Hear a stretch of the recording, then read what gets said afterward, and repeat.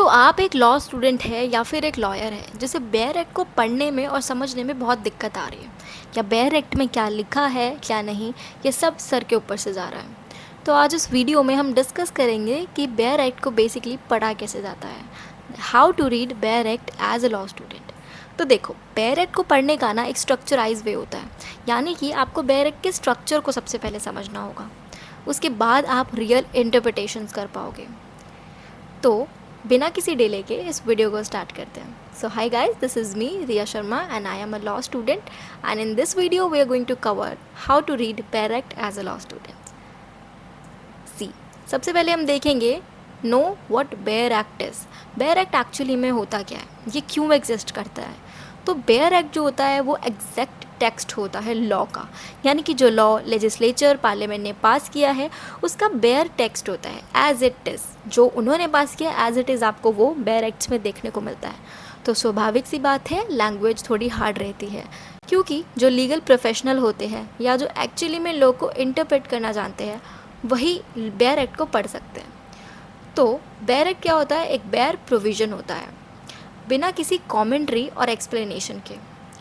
ये इम्पॉर्टेंट क्यों होता है, क्योंकि आप लॉ स्कूल में सारे सब्जेक्ट्स नहीं पढ़ पाते हैं, जितने पढ़ते हैं उतने का आपको इंटरप्रिटेशन आ जाता है। बट व्हाट इफ़ आगे जाके आपको कोई भी एक्ट पढ़ने को कह दिया जाए, तब तब काम आती है आपकी रियल स्किल्स ऑफ इंटरप्रिटेशन। जहाँ पे आप बेयर एक्ट को पढ़ना एक बार जान लेते हैं ना, तो वो आपके लिए लाइफ टाइम के लिए हेल्पफुल हो जाता है।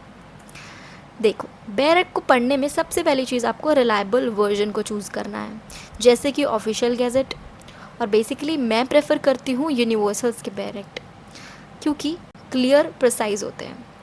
आगे देखेंगे कि कैसे स्टार्ट करें। तो सबसे पहले शॉर्ट टाइटल को पढ़ो, प्रियम्बल को पढ़ो। किसी भी बेयर एक्ट को उठाने से पहले उसके प्रियम्बल और शॉर्ट टाइटल को ज़रूर पढ़िए। शॉर्ट टाइटल, लॉन्ग टाइटल, ये सब क्या होता है ये जानिए।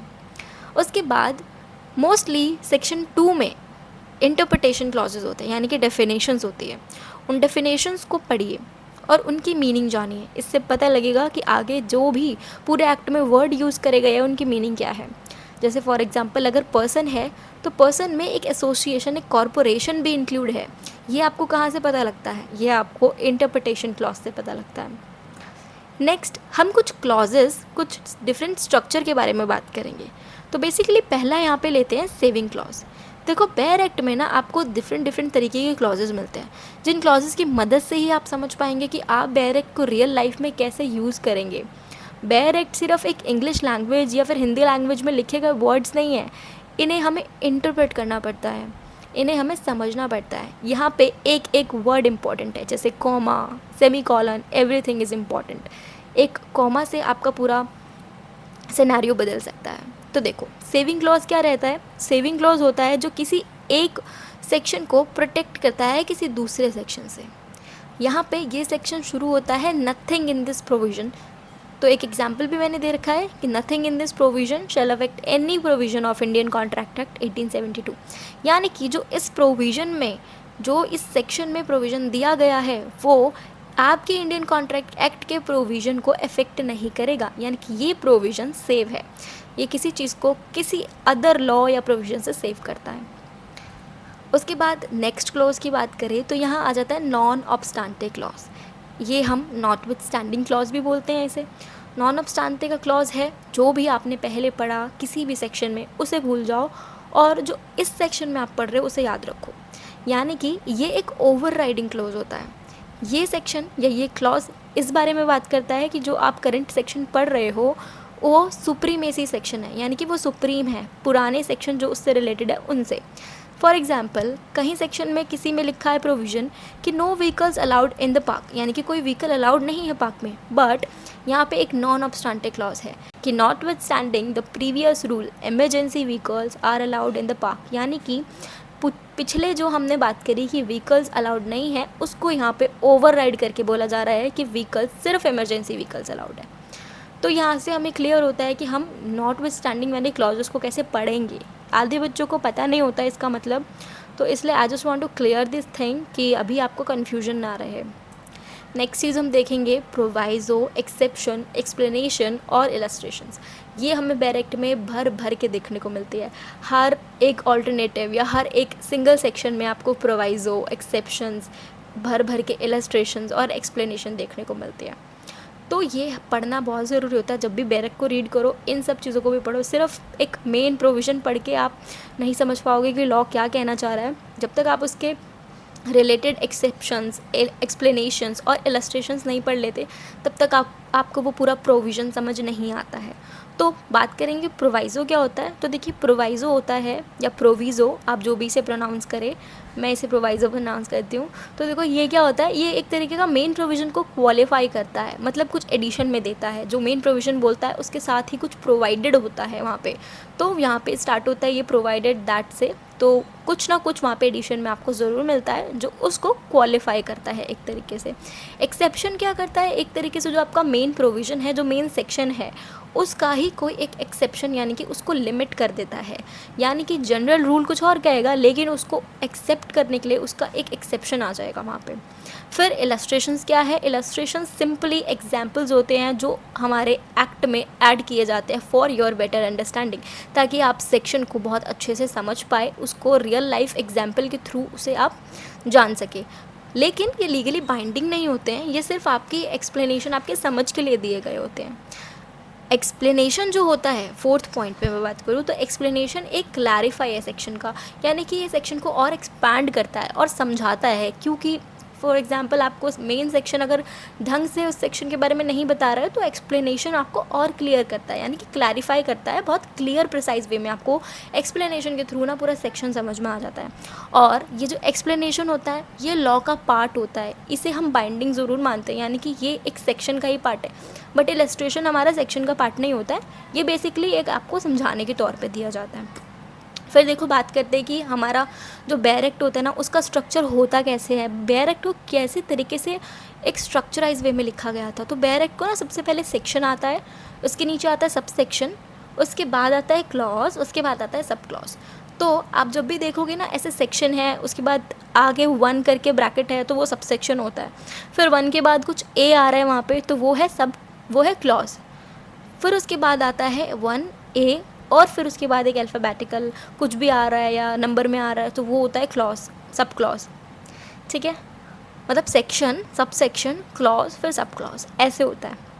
उसके बाद देखो, यहाँ पे मे, शैल, एंड, और, कोमा, ये सेमीकोलन, ये सब भी यूज़ करे जाते हैं। और गाइज, इनका एक एक वर्ड ना पूरा सेक्शन का नज़रिया ही चेंज कर देता है। देखो, बात करते हैं मे के बारे में। क्या है मे, जो होता है ना, किसी भी सेक्शन में डिस्क्रिशनरी पावर देता है एक तरीके से, चाहे वो कोर्ट को दे रहा है, चाहे वो पार्टीज़ को दे रहा है, या वो विटनेस को दे रहा है, किसी को भी दे सकता है। डिस्क्रिशनरी का मतलब है जहाँ पे आपकी मर्ज़ी है, आपको एक तरीके से मैंडेट नहीं करी है कोई चीज़, वहाँ पे आपका खुद का डिस्क्रिशन है। फॉर एग्जांपल, यहाँ पे एक प्रोविज़न मैंने अटैच करा है, जैसे कि द कोर्ट में order the release of accuse, यानी कि कोर्ट यहाँ पे ना ऑर्डर दे सकता है कि वो अक्यूज़ को रिलीज़ कर रहा है या नहीं कर रहा है। It is totally upon the court, depend on the court कि वो अक्यूज़ को रिलीज़ करेगा नहीं। तो ये बात कर रहे हैं डिस्क्रिशन। वहीं अगर हम शैल लगा देते तो वहाँ पे मैंडेटरी हो जाता कि कोर्ट को ये करना ही करना है। बात करें शैल की, तो वहाँ पे भी एग्जांपल है एक, देखिए, द एम्प्लॉयर शैल पे कॉम्पनसेशन विद इन 1 मंथ, कि एम्प्लॉयर को 1 महीने के अंदर अंदर अपने एम्प्लॉय को कॉम्पनसेशन देना पड़ेगा।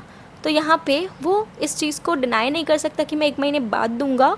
अदरवाइज एक्सेप्टेबल की केस में अगर वहाँ पे कोई कॉन्डोनेशन अलाउड है तो, बट अगर मैंडेटरी है तो यू हैव टू पे compensation with in 1 month only. Okay, उसके बाद देखो, यहाँ पे एंड की बात हो रही है। एंड का क्या मतलब है, ये एक तरह का कंजंक्शन है जो क्या कर रहा है, ज्वाइन कर रहा है किसी भी 2 कंडीशन को। ये बोलता है अगर आपको कोई भी प्रोविज़न में एंड दिखता है, तो मतलब आपको दोनों जो कंडीशंस है वो फुलफिल करनी पड़ेगी। It is an obligation to you. जैसे कि person must be sound mind and attain age of majority. Person यहाँ पे साउंड माइंड तो होना ही चाहिए, प्लस उसका एज ऑफ मेजॉरिटी यानी 18 ईयर्स का वो हो जाए। इंडियन मेजॉरिटी एक्ट के अकॉर्डिंग जो भी मेजॉरिटी एज है वो उसका होना चाहिए। तो यहाँ पे ऐसा नहीं चलेगा कि कोई एक फुलफिल कर दिया दूसरा नहीं किया, दोनों फुलफिल करना है। उसके बाद और में अलग सिचुएशन है, इसका जस्ट अपोजिट कर लो कि यहाँ पे आप ऑल्टरनेटिव बेस पे जा सकते हो, यानी कि आप कोई एक चूज़ कर सकते हो, कोई एक नहीं कर सकते हो। तो और का बेसिकली आपको चॉइस मिल रही है। कॉमा में हम सेपरेट कर देते हैं क्लॉसेस को बेसिकली, और सेमी कॉलन में क्या करते हैं हम, सेमी कॉलन में हम कॉम्प्लेक्स जो सेक्शन होते हैं ना उन्हें सेपरेट करते हैं। जैसे कि मैंने एग्जांपल भी दिया है कि एम्प्लॉयर शैल, पहली बात तो उसे मेंटेन करना है रजिस्टर, फिर उसे सेफ्टी इक्विपमेंट देने हैं, फिर उसे पीरियड ऑफ रेस्ट भी देना है। तो ये क्या कर रहा है, तोड़ तोड़ के चीज़ों को आपको बता रहा है और एक तरीके से कॉम्प्लेक्स क्लॉजेस को सेपरेट कर रहा है। ये सेमी कॉलन थोड़ा ज़्यादा इफेक्टिव होता है कॉमा से, ठीक है। उसके बाद देखिए बोनस टिप।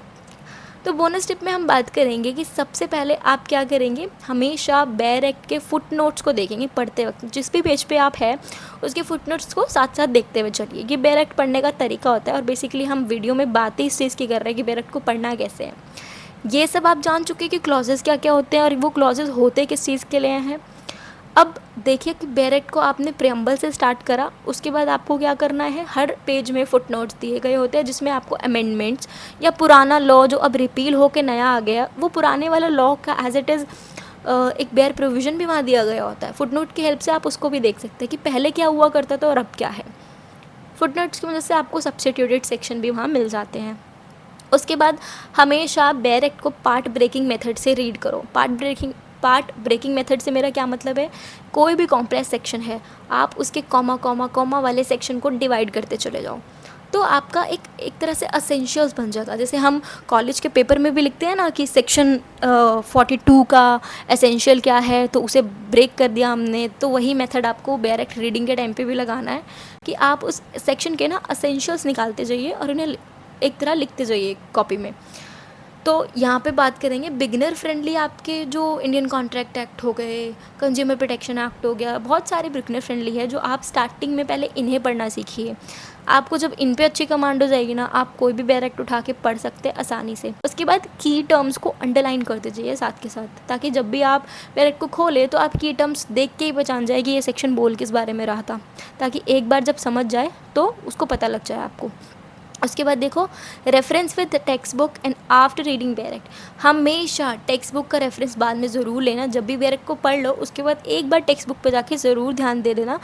लॉ स्कूल में भी हम LLB के टाइम पे पढ़ते थे टेक्स्ट बुक, तो अभी यहाँ पे भी पढ़ सकते हो आप। वो तो आपकी लाइफ टाइम फ्रेंड्स ही है, हमेशा साथ रहेगी। उसके बाद रिपीटेशन एक तरह का आपके लिए बहुत इंपॉर्टेंट रोल प्ले कर सकता है यहाँ पे।